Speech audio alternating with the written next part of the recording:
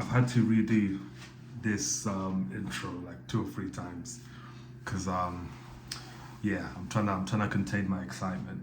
Um, but what can I say? First of all, credit to Mikel Arteta. You probably will not hear me say this very often because I'm probably more critical of him than I am of praising him. But today you have to give him his credit and you have to give him his bravery because this is a man who has been criticized in multiple different scenarios where, you know, what was I gonna say? Where, you know, you've had to kind of take the risk with your lineup, with your approach. And this season he's been in immense amount of pressure, and rightly so, because we're in a position where we need to finally get our hands on something. And this manager now has got himself in a position where you can create history, you can make history, you can be the first manager of Arsenal Football Club to ever win a Champions League. People are saying give him a statue. Tranquilo, tranquilo, tranquilo. We'll get on to the City game yesterday, but let's just get on to here. Credit to Mikel Arteta. Man of the match, Victor Gyokores. He's another one. I've been very critical of this guy, but I'm not going to sit here and bullshit you and tell you that he was awful today. Guys, the channel running he was doing, constantly causing himself a nuisance to the centre backs. He was unbelievable. He should have scored in the second half with that chance. He kind of just he arrived a little bit too late on the ball and he just overhit it. But he was immense today as well. Like the amount of duels he won today, I don't think I've seen him win that many duels in an Arsenal top. Even the one leading up to the goal, I can't even remember. My head is a bit blank right now, but I'm sure the goal came from him. I can't remember exactly, but it came from him. But yeah, what a performance from him.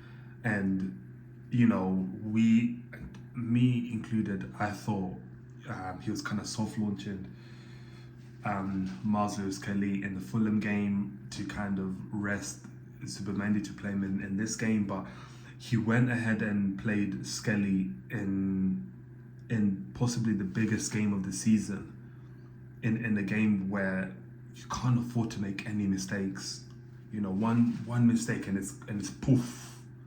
Because once you concede, you know how hard these Atletico players are in defending. The moment you concede, it is game over. So the amount of trust and faith he's put in Lewis Skelly, and to me, now he is now a viable option. And I've said it from the start of the season, and I said it passionately when, you know, those stupid links to him to Man United. I said under any circumstances should you not even be considering selling. I don't care about PSR. Bun all that. Bun PSR. No one cares about PSR. Profit sustainability rules. No one cares. You find it somewhere else. Miles Lewis Skelly cannot be sold, along with Ethan Nwaneri. None of those two players should even be in consideration of being sold. So the fact that we are now in a position where he's now a viable option in the 8, it means that you don't have to. Okay, cool. Personally, go get Adam Wharton. Go get that 6, and you've got those 6 options there. You've got Rice, even though I'm not really keen on that. I think he can do a job there. Rice, Zubimendi and Wharton, and then your 2 8s, your 3 8s, Odegaard, Skelly, and you know, Rice even could do that job there as well. And then Nwaneri and Eze. That was a brilliant performance from top to finish. We had a little bit of a wobble. Saliba, oh god, you gave me a heart attack. In the second half, the ball comes over. I don't know if you were trying to header it back to the keeper, or if you're trying to header it back across the pitch, but he heads it back and it lands on, I think, was it Lorente? I can't remember who it was. It lands on him. He goes round. He takes a good first touch. That takes him away from David Raya, and I think kind of fluffed his lines. But there were some few panic stations. But once they took off Griezmann, Alvarez, and Lookman, and I thought, oh, I'm not entirely sure about all of that. Obviously, they had Alex Bayel, I think his name is. He's a very good player, to be fair, but very strange decision to take off essentially your three threats all at once. Incredibly strange. Once they took those off, it kind of relieved a little bit of pressure for us and for me as well, because I thought, okay, they're not going to do much here now. You know, once you take off those three, don't expect to do much in terms of going forward. But yeah, brilliant play from Gyokores. Was it Gyokores that crossed that initial ball in for the goal? Yeah, and I thought the chance kind of went when Trossard didn't shoot the first time. He kind of worked his angle a little bit. Brilliant save by Jan Oblak, and then that ricocheted onto Saka's foot, and then obviously just tapped that in, and it's a good goal. Good work goal. I thought in the first half we kind of managed the pressure a little bit better. Obviously it was not going to be like a Fulham game, and I don't think any fan should expect it to be like a Fulham game. They're obviously a much more compact team, and they've got much better players than Fulham. And there were times obviously in the first half where they got in behind us, and it was clear to see that. 1 second. It was clear to see that their kind of approach to this game was, we're going to play on the counter and we're going to just try and contain Arsenal. But the few times they actually got in behind, no thanks to Lookman because he was awful, they actually had a little bit, but they just like that end bit of quality. I mean, it's similar in the second half. Gyokores should have got a foul, whatever, and it goes over to Solar. I can't remember what his name is, like Soloth or something like that. The ball comes across him and completely miskicks it. But we played well. We contained them really well. We brought the physicality to them, and we stopped them from playing, which was the main thing. And now, between PSG and Bayern Munich, guys, I'll be honest, yeah. Look, let's cut the BS in it.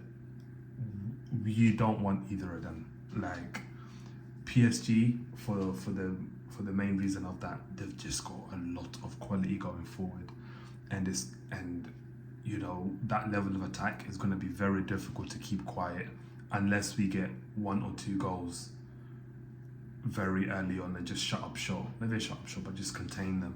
I think we've got a lot to learn from last year and how we approached the game.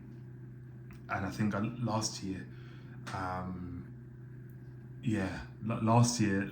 to be fair, that first leg at the Emirates, we should have won that. There was a lot of chances from Martinelli and Trossard.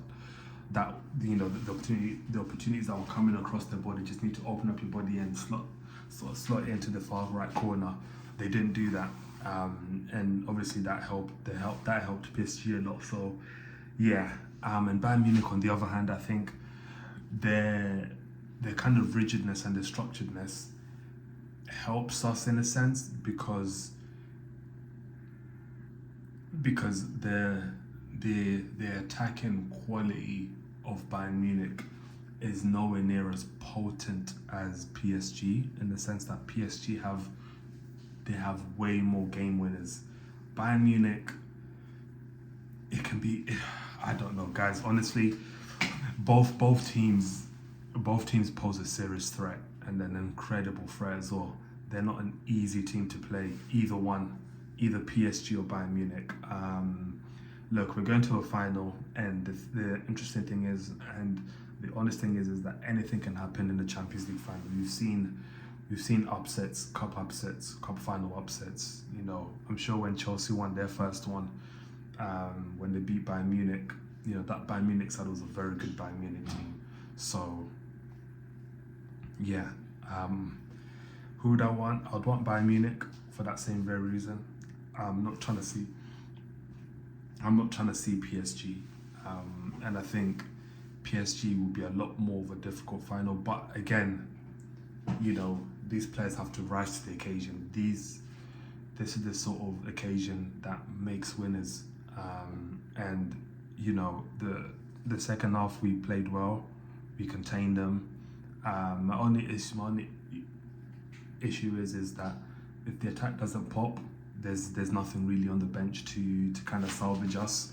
And you know, you're hoping in a final that it doesn't go to extra time. You kind of want to kill the opponents, and I think we kind of have to utilize all our strengths. And I'm hoping that, you know, history doesn't repeat itself in so many different occasions. And also, the way we played the final in the Carabao kind of scared me a little bit in the sense of the second half. We have to approach this final.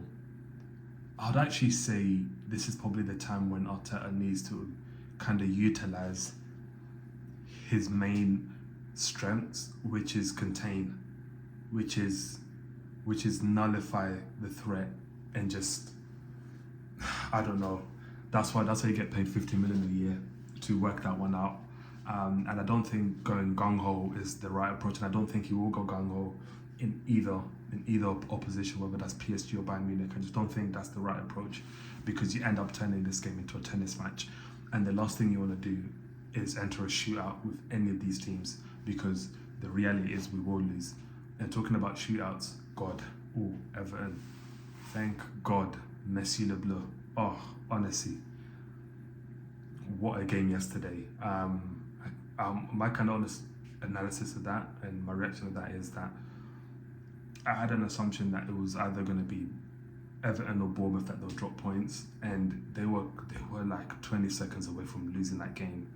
And you know, now it's kind of eliminated from the fact that we don't necessarily have to enter a shootout with these lot as long as we do our job. It's 3 games in. Let's take it as it comes and just ensure that, you know, first step is West Ham. You have to beat West Ham. At this point, you have to 1-0, 2-1, score with your bum, score with your armpits. I don't care. Go out there and leave with 3 points. Because if you beat West Ham, I think then you start to think, okay, we can finally get into this. And the great thing about now is that there's no more midweek games. We've got 4-week rests now for the next 3 to 4 weeks. You know, there's no more games in between where you have to play in the Champions League quarters, go all the way to Atletico Madrid and then come back and all these things. It's now just a straight focus on the Premier League.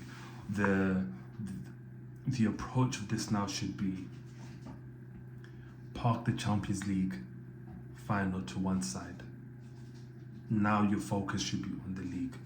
Enjoy the night, enjoy everything about the night, but make sure it stays within this night. And then now, from tomorrow until the 30th, the Premier League has to be your utmost focus now. Whatever team we face, you just deal with that. Let that be the analysis team and all these guys to deal with that. Deal with the Premier League now. Beat West Ham, go deal with Burnley, and then Palace come there. But honestly, credit to Mikel Arteta. He picked a very good lineup, and I didn't think he would. And you know, Ben White as well. I wasn't keen on Ben White, but he had a good cameo as well, and so did Hincapié when he came on, and so did Calafiori. All the players turned up today, and they made themselves count.